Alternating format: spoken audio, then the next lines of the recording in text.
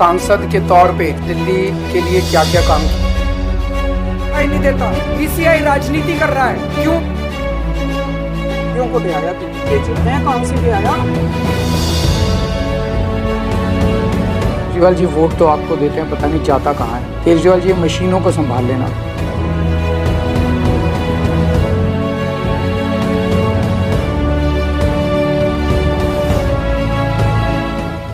నమస్తే folks, welcome to my channel. Folks, విత్తు మంచిదైతే మొక్క ఎక్కడైనా మొలుస్తుంది. నీ ఆలోచన మంచిదైతే ఎన్ని అడ్డంకులు వచ్చినా తప్పక గెలుస్తావు. అసలు నేను ఈ మాట చెప్పడానికి గల కారణం ఢిల్లీ మాజీ సీఎం అరవింద్ కేజ్రీవాల్. నేతలు జైలుకు వెళ్లి వచ్చిన తర్వాత రాజకీయాల్లో హీరో అవ్వడం అనేది ఇటీవల కాలంలో ఓ సెంటిమెంట్ గా మారింది. అలా వైఎస్ జగన్, నారా చంద్రబాబు నాయుడు, రేవంత్ రెడ్డి, తీన్మార్ మల్లన్న ఇలా జైలుకు వెళ్ళొచ్చాక జనాల్లో సింపతి వచ్చి సీఎంలుగా, ఎమ్మెల్సీలుగా కూడా పదవి అధికారాన్ని పొందారు. ఇక ఇదే విధంగా అరవింద్ కేజ్రీవాల్ కూడా ఎలక్షన్స్ కి ముందు లిక్కర్ స్కామ్ లో A2గా పరిగణిస్తే తన క్లోజ్ ఫ్రెండ్ డిప్యూటీ సీఎం గా ఉన్న మనీష్ సిసోడియాని A1 గా అరెస్ట్ చేసి జైలుకు పంపారు. ఒక మెకానికల్ ఇంజనీర్ గా ఉన్న ఇతను సీఎం గా ఎలా ఎదిగాడు, అన్నా హజారేకి కేజ్రీవాల్ కి ఉన్న గొడవేంటి, కేజ్రీవాల్ నెట్వర్క్ ఎంత అనే నమ్మలేని నిజాలను ఈ వీడియోలో చెప్పడానికి నేను ప్రయత్నిస్తాను. మీరు మాత్రం ఈ వీడియోని పూర్తిగా చూడండి. కొంచెం కామెడీ, కొంచెం ట్రాజెడీ, కాస్త ఆటలు, కాస్త పాటలు. 6 ఆరోగ్యకరమైన మసాలాలతో తయారైన మన బేబర్ మసాలా టీని రుచి చూడాల్సిందే. మసాలా లేకపోతే మజా ఏముంటుంది? అరవింద్ కేజ్రీవాల్ ఇతను 1968 ఆగస్టు 16న హర్యానాలోని ఈసార్లో ఒక మధ్యతరగతి కుటుంబంలో జన్మించాడు. తండ్రి గోవింద్ రామ్ కేజ్రీవాల్, తల్లి గీతాదేవి. అరవింద్ కేజ్రీవాల్ కి మనోజ్ అనే తమ్ముడు, రంజన అనే చెల్లెలు కూడా ఉంది. ఇక ఇతని తండ్రి ఎలక్ట్రికల్ ఇంజనీర్ గా పనిచేస్తే తల్లి హౌస్ వైఫ్ గా ఉండేది. ఇక అలా తండ్రి గవర్నమెంట్ జాబ్ లో ఉండడంతో తరచూ కొత్త ప్లేసెస్ కి ట్రాన్స్ఫర్ అవుతుండేవారు. ఇదిలా ఉంటే ఇంట్లో పెద్ద కొడుకైన అరవింద్ కూడా తండ్రిలాగే బాగా చదివి ఇంజనీర్ అవ్వాలనుకున్నాడు. అలా తన స్కూలింగ్ ని సోనిపత్ లోని క్రిస్టియన్ మిషనరీ స్కూల్లో చదివాడు. చదువుల్లో చురుగ్గా ఉన్న అరవింద్ 1985లో IIT ఎగ్జామ్ రాయగా ఇండియాలో 563 ర్యాంక్ వచ్చింది. దీంతో ఖరగ్పూర్ లోని IIT ఇన్స్టిట్యూట్ లో మెకానికల్ ఇంజనీర్ గా జాయిన్ అయ్యాడు. అలా ఆ తర్వాత డే అండ్ నైట్ కష్టపడి చదివి 1989లో మెకానికల్ ఇంజనీర్ గా గ్రాడ్యుయేషన్ ని పూర్తి చేసి ఆ తర్వాత జంషెడ్పూర్ లోని TCS లో జాబ్ సంపాదించాడు. ఇక అలా అక్కడే పనిచేస్తూ ఫ్రీ టైంలో సోషల్ సర్వీస్ ని కూడా చేస్తుండేవాడు. అంతేకాకుండా ఒకసారి పని నిమిత్తం కోల్కతాకి వెళ్ళినప్పుడు మదర్ తెరిసాని కలవడంతో కేజ్రీవాల్ కి ఆమెలాగే జనాలకి సేవ చేయాలని ఇంట్రెస్ట్ పెరిగింది. ఇక అలా ఇండియా మొత్తం సేవ చేయాలంటే TCS లో పనిచేస్తే అవ్వదని సివిల్స్ ఎగ్జామ్ కి ప్రిపేర్ అవ్వాలని డిసైడ్ అయి తన జాబ్ కి రిజైన్ చేశాడు. ఇక అలా 1995లో సివిల్స్ ఎగ్జామ్స్ రాయగా అందులో పాస్ అయి ఇండియన్ రెవెన్యూ సర్వీస్ డిపార్ట్మెంట్ లో ఢిల్లీలో అసిస్టెంట్ కమిషనర్ గా ఇన్కమ్ ట్యాక్స్ లో జాబ్ లో జాయిన్ అయ్యాడు. ఇక అదే సమయంలో పెద్దలంతా కలిసి అరవింద్ కి 1995లో సునీత అనే అమ్మాయితో పెళ్లి జరిపించారు. అలా వీరి అన్యోన్య సంసారానికి గుర్తుగా హర్షిత అనే అమ్మాయి, పుల్కిత అనే అబ్బాయి కూడా జన్మించారు. ఇక ఆ తర్వాత ఇన్కమ్ ట్యాక్స్ డిపార్ట్మెంట్ లో పనిచేయడంతో అరవింద్ కి ఇండియాలో జరిగే అవినీతి గురించి అవగాహన వచ్చింది. ఇదే సమయంలో ఆల్ ఇండియా రేడియోలో పనిచేసి జీ న్యూస్ లో న్యూస్ రిపోర్టర్ గా పనిచేస్తున్న మనీష్ సిసోడియా కూడా ఇలాంటి కరప్షన్ పై జనాలకి అవగాహన కల్పిస్తుండేవాడు. అలా ఒకసారి అరవింద్ మనీష్ సిసోడియాని కలవడంతో ఇద్దరి ఐడియాలజీ ఒకే విధంగా ఉండడంతో వీరిద్దరికి మంచి స్నేహం పెరిగింది. ఇక ఈ కరప్షన్ వల్ల జనాలు ఎంత సఫర్ అవుతున్నారనేది తెలుసుకొని అరవింద్ మరియు సిసోడియా కలిసి 1999లో పరివర్తన అనే మూవ్మెంట్ ని స్టార్ట్ చేశారు. ఇక అలా లంచాలు తీసుకోకుండా అధికారులు జనాలకి సేవ చేయాలని విద్యుత్, ఆహార పంపిణీ విషయాలకి సంబంధించిన పోరాటాలను చేస్తూ ఢిల్లీలో నకిలీ రేషన్ కార్డ్ స్కామ్స్ ని కూడా బట్టబయలు చేశారు.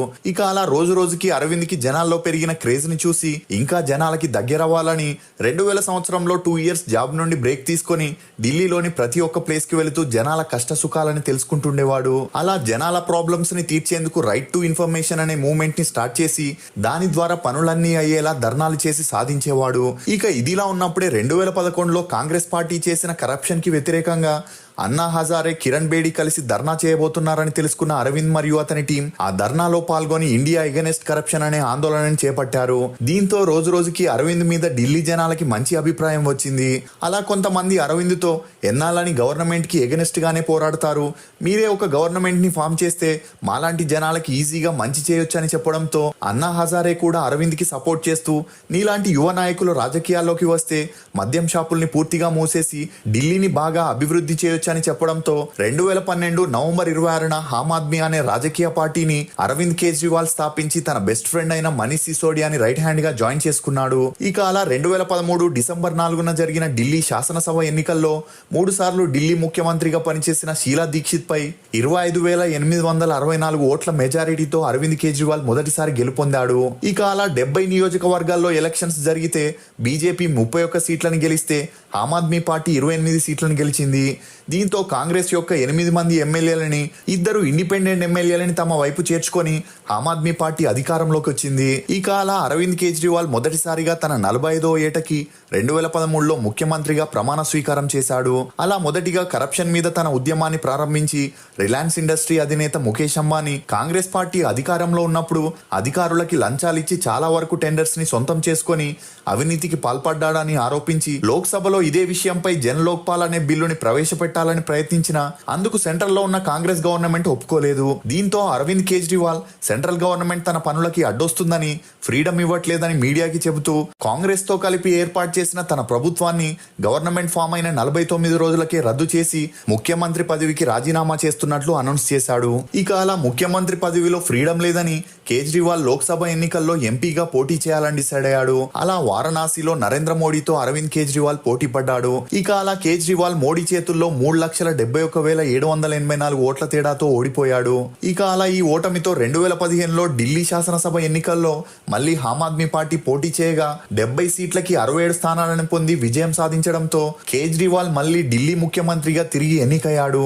ఇక అలా కేజ్రీవాల్ 5 సంవత్సరాలు అధికారంలో ఉన్న ఢిల్లీలో ఎలాంటి డెవలప్మెంట్ జరగకపోవడంతో అందరూ కేజ్రీవాల్ ని విమర్శించడం మొదలెట్టారు. దీంతో కేజ్రీవాల్ కేంద్ర ప్రభుత్వం నుండి ఎలాంటి ఫండ్స్ తనకి రావట్లేదని, తను చేసే పనులన్నింటికి అడ్డుపడుతుందని చెప్పి ఆ సింపతితో 2020 ఎలక్షన్స్ లో పోటీ చేసి 62 స్థానాల్లో గెలవడం జరిగింది. ఇక అలా మళ్ళీ అరవింద్ కేజ్రీవాల్ సీఎం అవడంతో తన క్లోజ్ ఫ్రెండ్ అయిన మనీష్ సిసోడియాని డిప్యూటీ సీఎం గా ఎంపిక చేశాడు.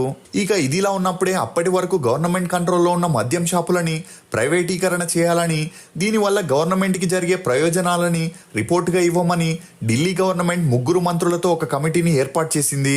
ఇక అలా కమిటీ ఇచ్చిన రిపోర్ట్ ప్రకారం ప్రైవేట్ వారికి మద్యం షాపులు ఇవ్వడం వలన గవర్నమెంట్ కి 950 కోట్ల ఇన్కమ్ వస్తుందని చెప్పడంతో అప్పటి వరకు ఢిల్లీలో 22 వైన్ షాపులు ఉండగా ఆ తర్వాత గవర్నమెంట్ కొత్తగా 849 షాపులను ఓపెన్ చేసేందుకు ప్లాన్ చేసింది. ఇక అలా 871 వైన్ షాపులని ప్రైవేటీకరణ చేస్తే ఢిల్లీ గవర్నమెంట్ కి కోట్లలో లాభం వస్తుందని ఆలోచించారు. ఇక అలా ప్రైవేట్ వ్యక్తులు మద్యం అమ్మాలంటే L1 లైసెన్స్ ని తీసుకుంటూ గవర్నమెంట్ కి 5 కోట్ల వరకు డబ్బుల్ని చెల్లించాల్సి ఉంటుంది.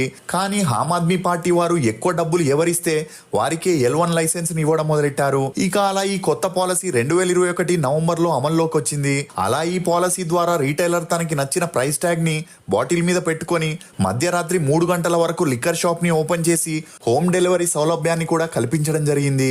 ఇక ఇదిలా ఉన్నప్పుడే కరోనా రావడం, దీంతో రీటైలర్ కి నష్టం వచ్చిందని వారు గవర్నమెంట్ కి కట్టాల్సిన 145 కోట్లని డిప్యూటీ సీఎం గా ఉన్న మనీష్ సిసోడియా క్యాన్సిల్ చేశాడు. దీంతో గవర్నమెంట్ కి ప్రాఫిట్ రాకపోగా 145 కోట్ల నష్టం రావడంతో లెఫ్టినెంట్ గవర్నర్ సెంట్రల్ గవర్నమెంట్ కి ఇదే విషయంపై లెటర్ రాయడం జరిగింది. దీంతో సెంట్రల్ గవర్నమెంట్ ఈ విషయంపై నరేష్ కుమార్ అనే వ్యక్తిని సెక్రటరీగా అపాయింట్ చేయడం జరిగింది.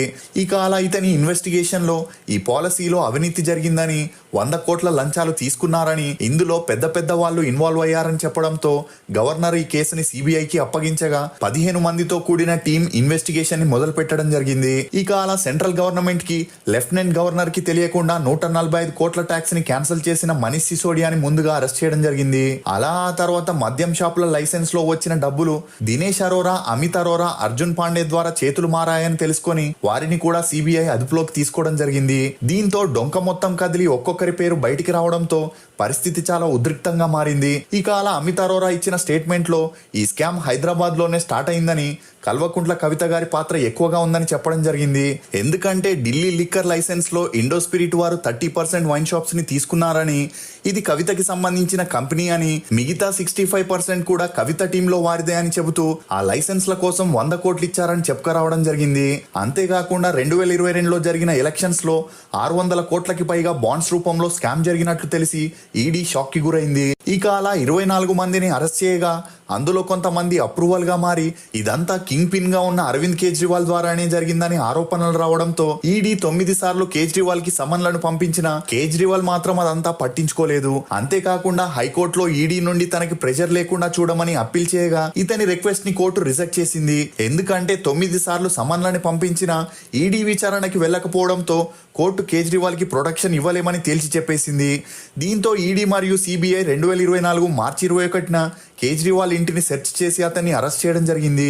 ఇక అలా ఈడీ కేజ్రీవాల్ ని కోర్టులో హాజరుపరచగా అందులో ఈడీ తరపున లాయర్స్ మాట్లాడుతూ ఈ లిక్కర్ స్కామ్ లో కింగ్ పిన్నే అరవింద్ కేజ్రీవాల్ అని, ప్రైవేట్ కంపెనీల నుండి లిక్కర్ స్కామ్ లో లంచాలు తీసుకొని గోవా ఎలక్షన్స్ లో 600 కోట్ల డబ్బు చేతులు మారినట్లు ప్రూఫ్స్ ఉండడంతో ఇతను ఒక కరప్టెడ్ సీఎం అని చెప్పడం జరిగింది.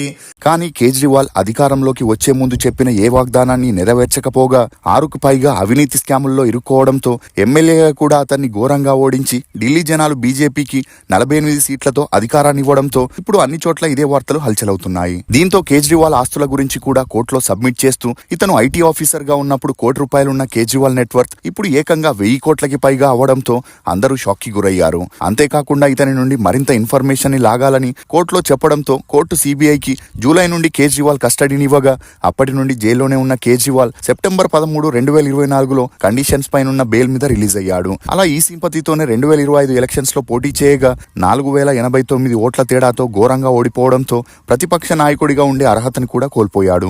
ఫోక్స్, దురాశ చేతులు చాచడం మొదలు పెడితే మనిషి ఊహకందనంత దూరానికి వెళుతుంది. ఇది ఫోక్స్ కేజ్రీవాల్ గురించి కొన్ని నమ్మలేని నిజాలు.